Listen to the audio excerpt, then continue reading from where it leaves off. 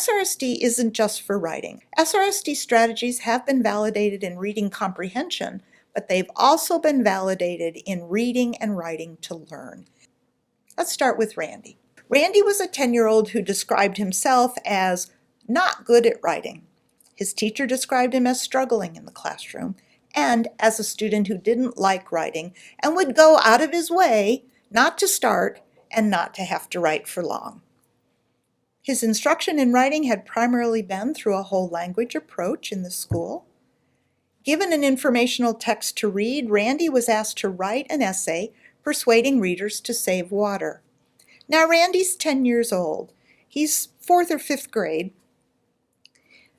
Working from informational text to write persuasively, or working from text to write informationally, these are pretty new demands for 8, 9, and 10-year-olds, but they are demands that exist in state standards or in Common Core standards, and they are demands that we are finding with appropriate instruction and support, even young children can meet. But without that instruction, on Randy's pre-test, he used very little information from the text he read. Although he could read it, it was read out loud with him, and he had it there to lean on while he wrote. He provided very few reasons and explanations, and the quality of his text was poor. Now, Randy was a typically achieving, typically developing student in the classroom. Randy learned POW and TREE, which you're already familiar with. But now Randy stopped learning just about writing and began learning about being a strategic reader. He learned a strategy we call TWA, developed by Linda Mason and her colleagues, which is a reading comprehension strategy. TWA stands for think before reading, think while reading, and think after reading. TWA was modified to target writing persuasively or writing an opinion essay with 2 sub-questions under each component. Think before reading. Think about your own ideas for good reasons and explanations. Students are given a prompt. They know they're going to have to write persuasively. They're going to write an opinion or persuasive essay, and they're going to have this text to read first. Think before you read. What's in your own head? Your own ideas are just as important as what you learned from reading. Now, think about the author's purpose for the text you're reading. I'm reading informational text on water. Oh, the author wants me to know about water. Oh, while I'm reading, I'm learning the author's giving me all these reasons that water is scarce, and he's telling me a lot about why water should be saved. Or she is making the argument that we're not very knowledgeable about water and how we use water, and we should be. Okay, I get it. While reading, think about 2 things. Your reading speed. This is here because research has shown that young children in particular, ages and grades 2 through 6-ish, either read way too fast or way too slow. They need to read at a speed that lets them comprehend and lets them stop and think about what they're reading. And we teach students already be thinking about and start marking up text for possible reasons and explanations for reasons as you find them in this text. And then think after reading. Think about, out of my possible ideas from my own head, from what I've read, what are the best reasons and explanations? What is most likely to persuade my reader? Who is my reader after all? What will work? And then think about and make notes for powerful reasons and explanations that you will write about. Now here's an example writing prompt. Write an essay convincing your classmates that it's important to save the rainforest. Right? You're given informational text about rainforests. Embedded in that text might be some information about why we need to save it, but the text itself is not all about saving the rainforest. It's informational text. Now let's take a look at something else that was in Randy's writing folder. These are things that Randy decided would help him if he said them to himself, to think of good ideas while he worked and to check his work. Some of these statements were modeled by the teacher, many were not. Some were contributed by other students, and Randy liked them well enough to modify them and make them his own. Some came only from Randy. To think of good ideas. Catch someone's attention. Always use tree when you persuade someone. While writing, while working, what should I say to myself? Take time. Use tree of persuading.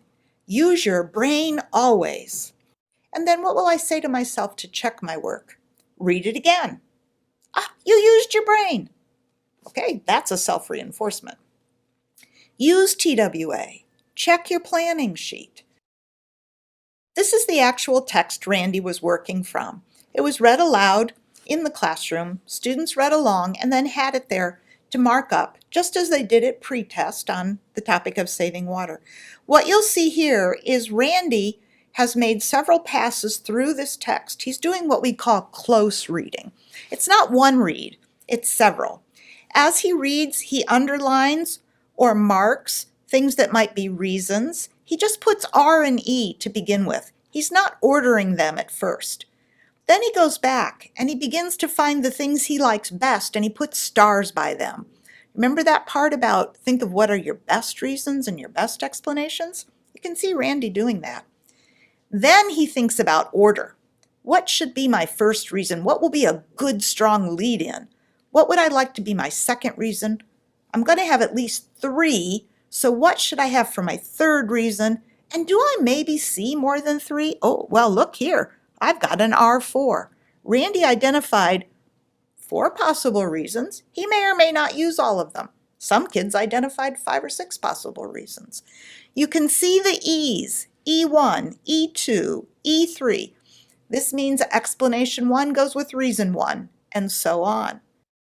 Now, Randy initially wrote using a graphic organizer that we gave him, which had T, R-E, R-E, R-E, E down one side and boxes to make notes in. But we weaned the kids off these graphic organizers fairly early in instruction, and some teachers, including Randy's teacher, never use our graphic organizers. They teach from the beginning. Make your own note organizer on your own scratch paper. Let's look here, all of what Randy did as planning before he wrote. We have Randy's planning sheet from his pretest. You want to bet what was on it? Little to nothing. No structure, no organization, and just a couple of ideas jotted down. Let's look now. First, it's not required to put POW at the top, but many students do.